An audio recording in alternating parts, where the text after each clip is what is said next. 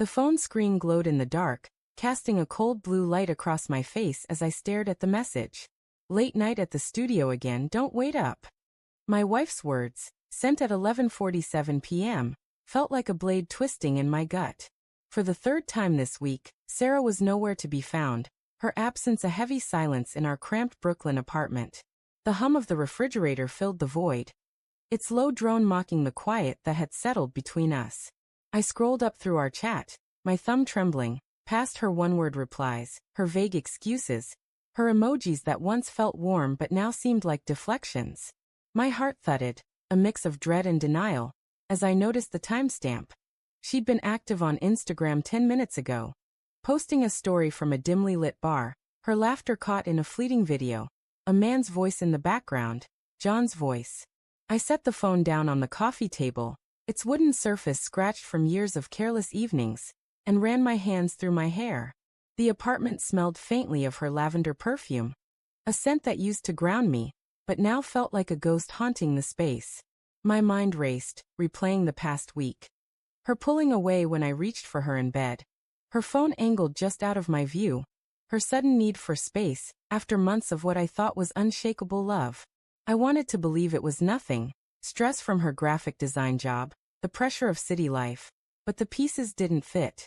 Not anymore. The next morning, I sat at our tiny kitchen table, the sunlight filtering through smudged windows, highlighting the dust motes dancing in the air. Sarah breezed in, her hair tousled, her smile too bright, like she was performing for an audience of one. "Morning, babe," she said, pouring coffee into her favorite mug, the one with the chipped handle. Her voice was casual, but it carried an edge, like she was testing me. "Did you have fun last night?" I asked, my tone neutral, though my pulse quickened. I watched her closely, noting the flicker of her eyes, the way her fingers tightened around the mug. "Yeah, just caught up with some friends," she replied, not meeting my gaze. She scrolled through her phone, her thumb moving too fast, like she was hiding something in plain sight. "John was there. You remember him, right? From the co-working space." John. The name hit like a punch. I remembered him. Tall, charming, always lingering too long at her desk during her freelance gigs. I nodded, my throat dry, and mumbled something about work. But my mind was elsewhere, snagged on the image of her Instagram story. The way her hand had brushed his arm in that fleeting clip, the intimacy of it searing into my brain. That evening, I couldn't shake the unease. While Sarah showered, her phone buzzed on the counter. I hesitated, my heart pounding, knowing this was a line I'd never crossed. But the weight of suspicion was crushing. I unlocked it. Her passcode was still our anniversary, a cruel irony, and opened her messages. The chat with John was pinned at the top, a string of late-night texts, heart emojis, and a photo of them at the bar, her lips grazing his cheek. My stomach churned. I scrolled further, finding plans to meet again, cryptic messages about needing to talk, and a voice note from her, her voice soft, saying, "I can't stop thinking about last night." The bathroom door creaked open, and I fumbled to lock the phone, my hands shaking. Sarah emerged, wrapped in a towel, her expression unreadable. "You okay?" she asked, tilting her head, her wet hair dripping onto the hardwood floor. "Yeah," I lied, my voice tight. "Just tired." But inside, I was unraveling, torn between confronting her and clinging to the hope that I'd misunderstood. The rest of the night passed in a haze of forced normalcy, her cooking pasta, me pretending to laugh at her stories, the clink of forks against plates sounding like a countdown to something inevitable. Over the next few days, I became a detective in my own life, haunted by digital footprints. I noticed her location sharing was off, her phone always face down, her social media stories carefully curated to avoid John's presence. But the signs were there. A tagged photo from a mutual friend, showing them at a rooftop party, his arm around her waist, a Venmo payment to him for drinks, time-stamped when she'd claimed to be working late. Each discovery was a splinter under my skin, sharp and undeniable, yet I rationalized them away. Maybe they were just friends. Maybe I was paranoid. Maybe our love was still enough. But the doubt gnawed at me, amplified by the silence of our shared life. Our apartment, once a haven of late-night talks and tangled sheets, felt like a stage for a play we were both too tired to perform. I started checking her phone when she slept, my guilt warring with my need to know. Each message I found, flirty, intimate, laced with a familiarity that wasn't mine, chipped away at the trust we'd built over 3 years. I wanted to scream, to demand answers, but fear held me back. What if confronting her meant losing her entirely? The breaking point came on Friday.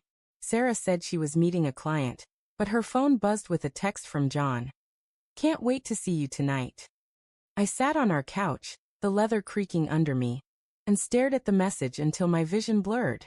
The city outside our window roared. Horns blaring, voices shouting, but inside, it was just me and the truth I could no longer ignore. When she came home at 2 a.m., smelling of whiskey and his cologne, I was waiting. The living room was dark, lit only by the flicker of a streetlight through the blinds. "We need to talk," I said, my voice steady despite the storm inside me. Her eyes widened, but she recovered quickly, tossing her bag onto the chair. "What's wrong?" she asked, her tone defensive, like she already knew. "I saw your texts," I said, holding up her phone. "With John. All of them." Her face crumpled, but only for a moment. Then she straightened, her jaw tight. "You went through my phone? That's low, Matt." "Don't." I snapped, my voice breaking. "Don't turn this on me. You kissed him. You've been lying to me for weeks, maybe longer." "What?"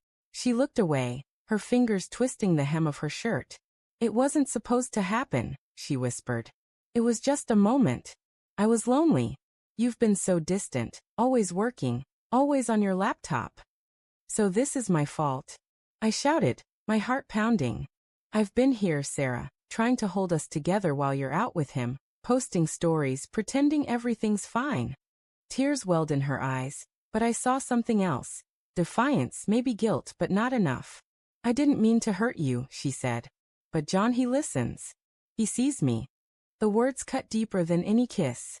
I stood, my hands shaking, and grabbed my phone. "You want to know what I did?"